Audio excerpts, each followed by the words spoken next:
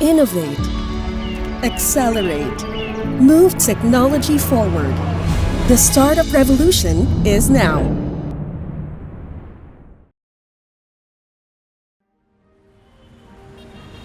Every day we have a choice: to stand by and watch,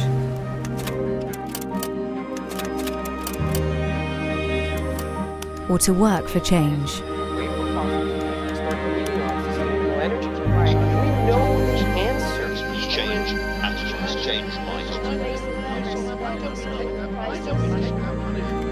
To think, say, and do things differently. Combining our knowledge, compassion, humanity, and technology to influence change. In our environment, society, and the way our planet is governed. Building greater trust for generations to come. It's our moment in time. Time to seek out answers, working together across businesses and borders to turn complexity into clarity, problems into potential, to set our sights on solutions that start to make a difference today, creating sustained outcomes for a brighter tomorrow. A future where sustainability is at the heart of business, where net zero is the norm and transparency is a given. We are a community of solvers. The conversations you have, connections you make, and actions you take, they all have impacts that will shape our world. Let's lean in to the challenges ahead. Are you ready?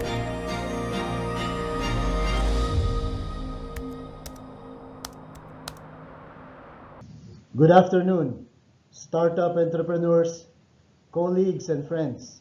Firstly, my warm congratulations to DOST, DICT, DTI, QBO, and Idea Space for organizing this very successful Philippine Startup Week this November of 2022. And thank you so much for having me talk about ESG this afternoon. Sustainability is not just like any other global trend. You know, with a global trend, if you know it, you can take advantage of it, make money out of it. Sustainability is so different because it is a must. And we found out all of this, especially during the pandemic. Unless you are intending to do business only for the short term, then you don't have to worry about sustainability. But if you are here for the long haul, then you have to do sustainability and you have to be aware of ESG matrix in order for you to succeed. In fact, the bare minimum purpose of ESG is to manage value erosion. And I can give you some examples to drive home this point. Take the case of Wirecard that lost its market value by as much as 85% when the news came out. It erased market value to around 12.5 billion US dollars. Wirecard is involved in processing electronic payments and rendering risk management services, but there was accounting fraud perpetrated by the CEO and high-ranking managers, and of course they said that their external auditors are also in on it. If you will look at the lessons of Wirecard from an ESG perspective, it's about governance indeed, but it's about these great talented CEOs that go under the radar of the board of directors because they're talented. If you watch Netflix nowadays, there's this wonderful documentary there about this Nissan CEO, Nissan and Renault CEO, who the board of directors trusted so much because of his previous success, until he got involved in this incidents of making use of the company funds for personal purposes. Now, indeed, this is business ethics, but there's also an issue on governance. On security breaches, for instance, Facebook paid 17 million euros on because of data breach, and the Irish Data Protection Commission fined Facebook for 17 million euros. Toyota, for instance, is an issue on quality. As of 2014, it recalled 6.5 million cars on faulty steering wheels and seats. And I remember that saying, doing it right the first time costs less than doing it over, certainly applicable to Toyota.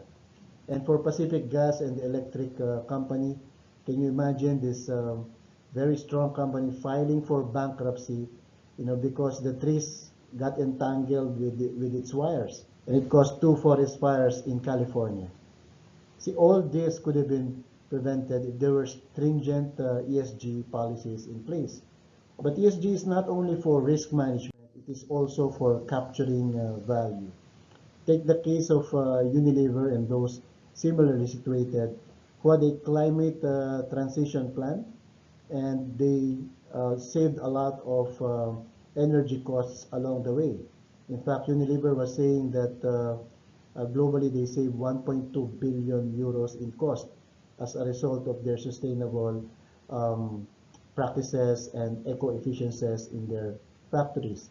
Burger King developed a plant-based burger, and of course won a lot of consumers along the way. In fact, they said that their sales increased by 28% because of their plant-based burger. Adidas paid heed to its customers during their survey. 70% of their consumers, 70% of the consumers they found out prefer to buy sustainable products.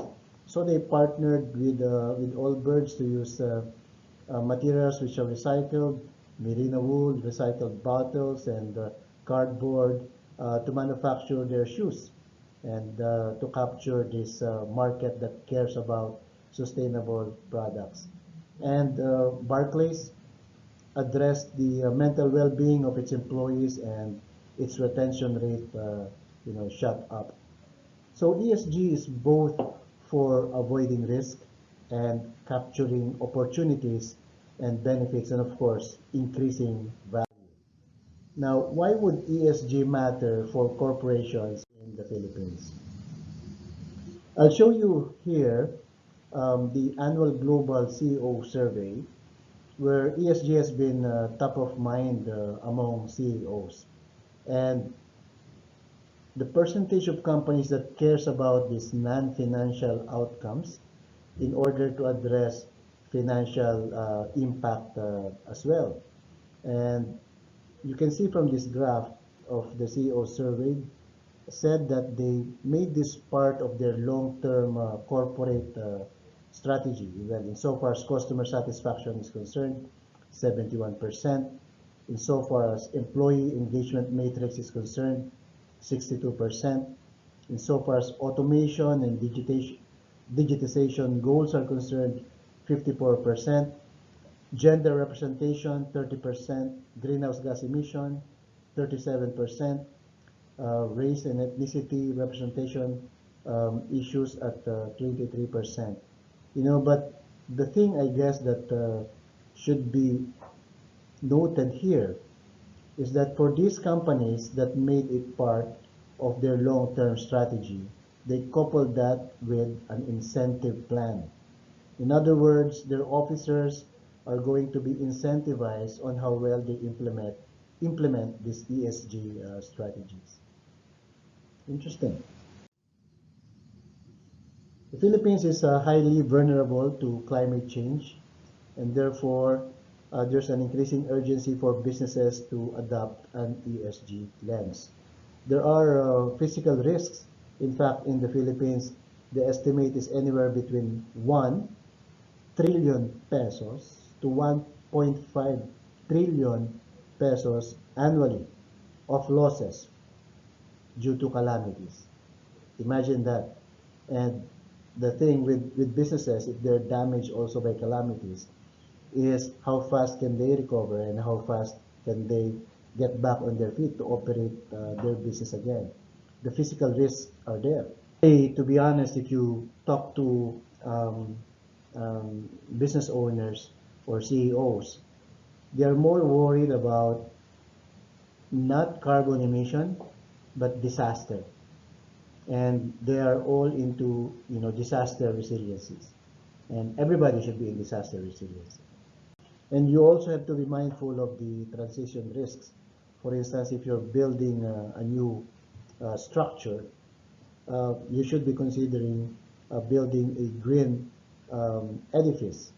Because nowadays there's this Philippine Green Building Council that puts rating on buildings. There's electric cars.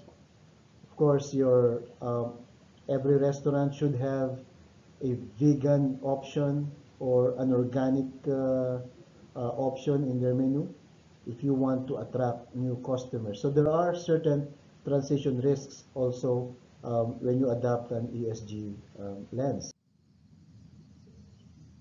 And just to show you that this is actually happening today and not in the future, leading investors globally are increasingly concerned with the ESG response of their portfolio companies. Take a look at this.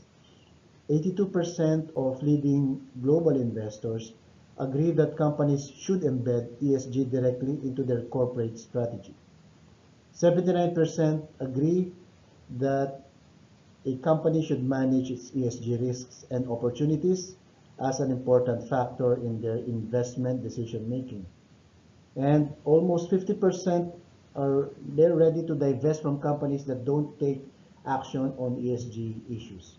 And 75% agree that companies should address ESG issues even if doing so reduces short-term profitability. Very telling. And 68% of respondents agree that ESG performance measures should be included in executive pay. And I guess that you will see this more and more nowadays, even in Philippine companies, starting with our listed companies who are legally required to include ESG in their business strategies. But because leading investors globally are concerned with ESG response of their investees, even if you're not a listed company, if you're looking for a partner, a foreign partner, foreign investor to come in and invest in your company, if you don't have ESG practices in place, for these investors, they may not even rank you. They may just use it as a factor in their go, no-go decision. And if your ESG policies are not in place, they might just say no-go. If you will look at this graph, from 2019 to 2020, it's almost like a hockey-shaped stick. There was a surge in sustainable funds, both in terms of the number of funds and assets under management. So this is beginning the pandemic, and that behavior actually changed insofar as these investors are concerned. But even if you look at locally, there's been an abundance of asset managers that have established ESG dedicated funds, and you have here Philippine funds from these leading financial institutions and also global funds, which is not really an exhaustive enumeration here, but suffice it to say that locally asset managers have already established ESG dedicated funds. It is going to accelerate even locally because there are developments locally that have implications on business activities and industry development. The Department of Finance and the BSP, for instance, released a sustainable finance framework, and this is going to be affected still by the COP27 summit that happened in Egypt, and we will know soon what commitments the Philippines made in that summit, which is going to impact in its sustainability roadmap as well. It's no longer a bill. It's already law, the EPR law, the Expanded Producers Responsibility, that would require producers to account for their plastic footprint and give them the responsibility to collect plastic waste coming from their own products. and this will require to be audited as well. And therefore, when they're doing this, the supply chain will also be affected. And take note that while this priority is over plastic waste, the EPR is also about the circularity of packaging and all product wastes, in fact. So we're just beginning with plastic. And I think that this new developments in legislation is going to impact sustainable practices of everybody, while they're only starting with large companies. I'm sure that those large companies that have smaller companies within their supply chain will also soon demand the same things from their supply chain, from the MSMEs within their supply chain.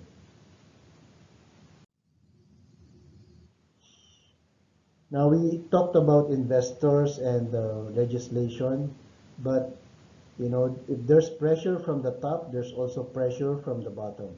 And sustainability is gaining ground and has given more fuel to consumer activism.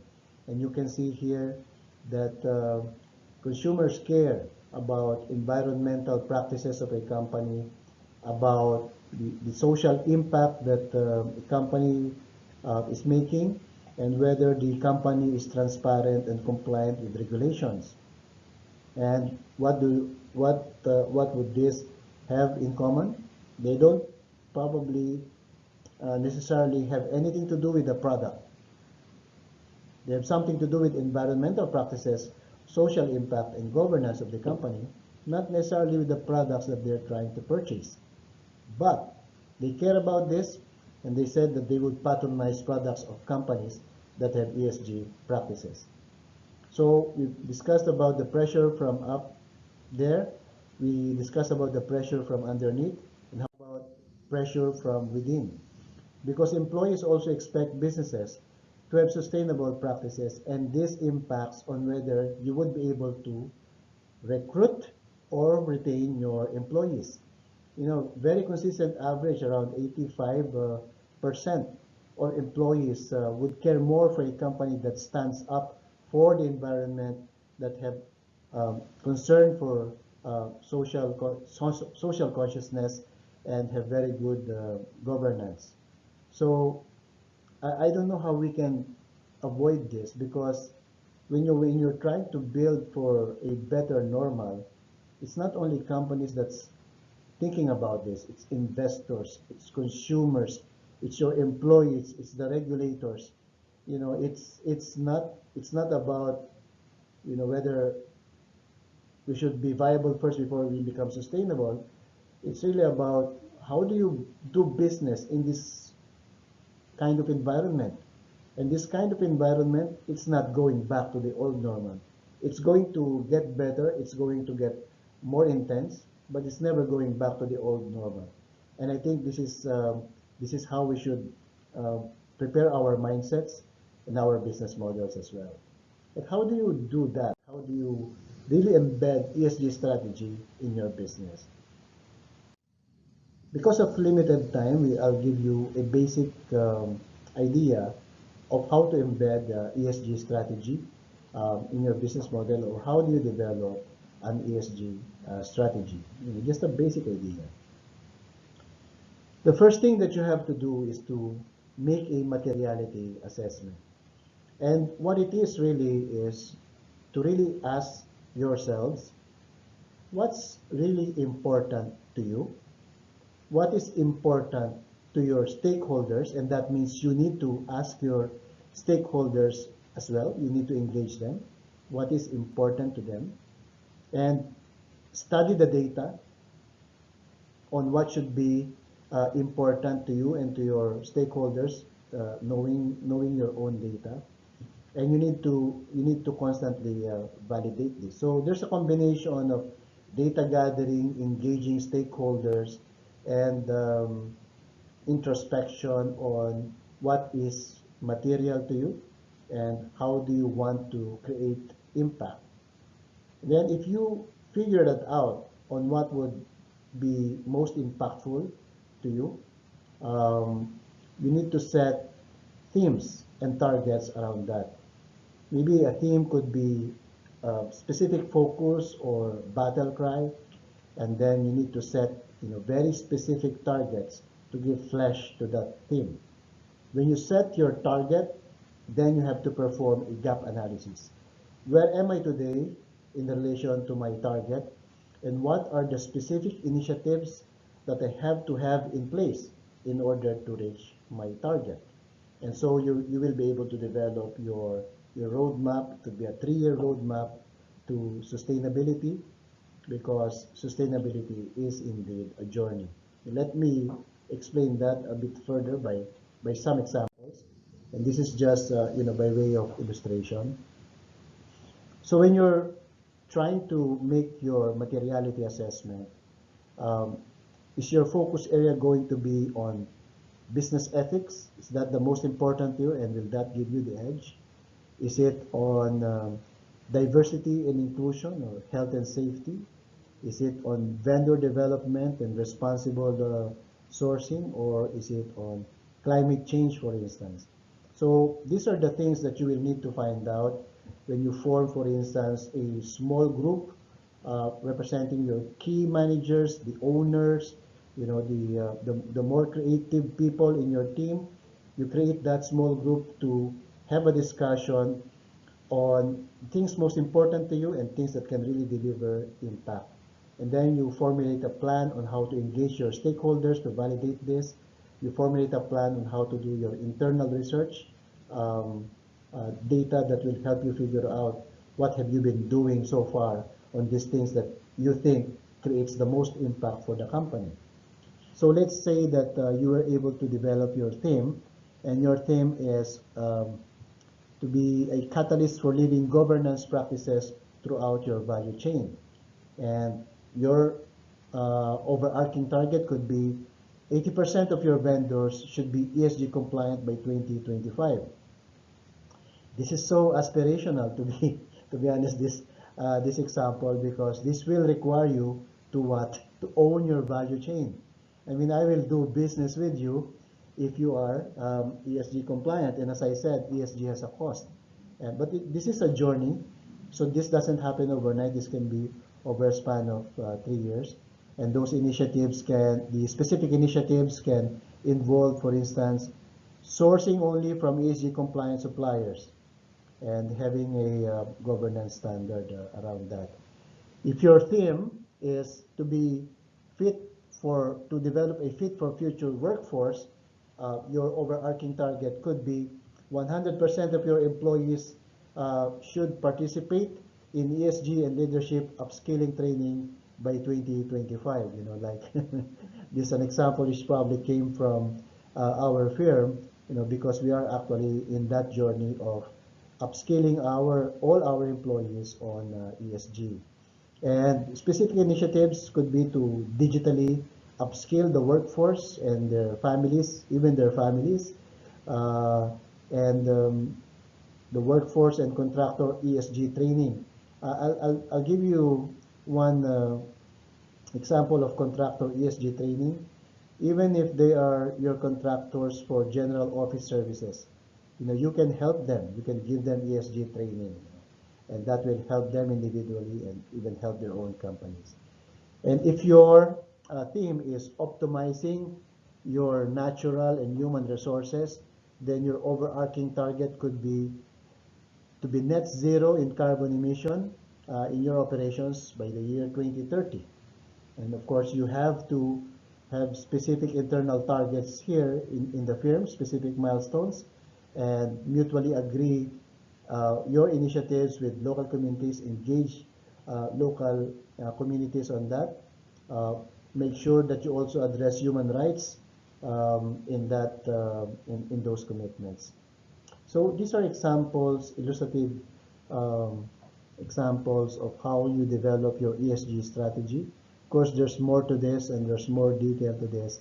PwC will be so happy to help. And maybe just to help people, I'll call this ESG sub-brands. Net zero is to achieve, these are the sub-brands existing there in the marketplace in relation to ESG. They're not duplications. I would call them sub-brands. So net zero, for instance, is to achieve net zero carbon emission um, after a certain year. Some companies target a decade, some companies target 2030. But I guess the key challenge here is renewable energy, which is the most difficult one, because if you're in a building, can you buy renewable energy from the marketplace? And next stop is, would you also monitor the energy consumption of your staff members? And will you also control your foreign travel? Some issues there, but I think for the Philippines, even more important than carbon emission is waste management. And I would call it the quest, or the quest for double zero. I think double zero is important because zero carbon emission and zero waste, or plastic neutrality, should likewise be achieved, because the Philippines is the third largest ocean polluter of plastic, and so the EPR, the Expanded Producers Responsibility, should really take strong traction and should really be heeded by everyone. Good governance is probably the precursor of any of these ESG initiatives. Good governance not only in government but also in the private sector. Good governance is now a specific provision in the code, in the corporation code, and of course in the code of corporate governance for listed companies. Good governance is one of those requirements among listed companies. If you don't like good governance, how about integrity? And you will hear integrity from many places. Integrity is one of those common initiatives among major business groups. They set up the integrity initiative, which yours truly is currently the chair. And integrity, simply put, is doing the right thing even when nobody is looking, being transparent, and just erring on the side of fairness and justice. Shared prosperity.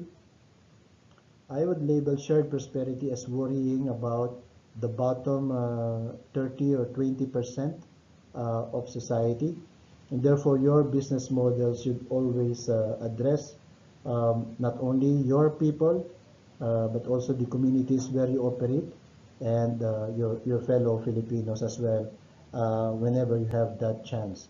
Of course, there's nothing beats having a business model that really helps the bottom sector of our society. And the other sub-brand of ESG, steward leadership, based on this concept that we really don't own anything, and every leader among us has the responsibility to deliver to the next generation a stronger organization, a stronger economy, a stronger nation. That's our only purpose as leaders, and failing that, then we have not really done our share as a steward leader. I'd like to end by sharing with you this quote. Never doubt that a small group of thoughtful, committed citizens, or maybe small group of committed entrepreneurs, can change the world. Indeed, it is the only thing that ever has. This is from Margaret Mead, a known anthropologist. Knowing the Philippine startup community and knowing a number of Philippine startup entrepreneurs, I really have great reason to be optimistic about our future. Knowing them, I have great reason to anticipate audacity, and I have great reason to feel the hope for our country. Good afternoon, everyone, and once again, congratulations for this Philippine Startup Week.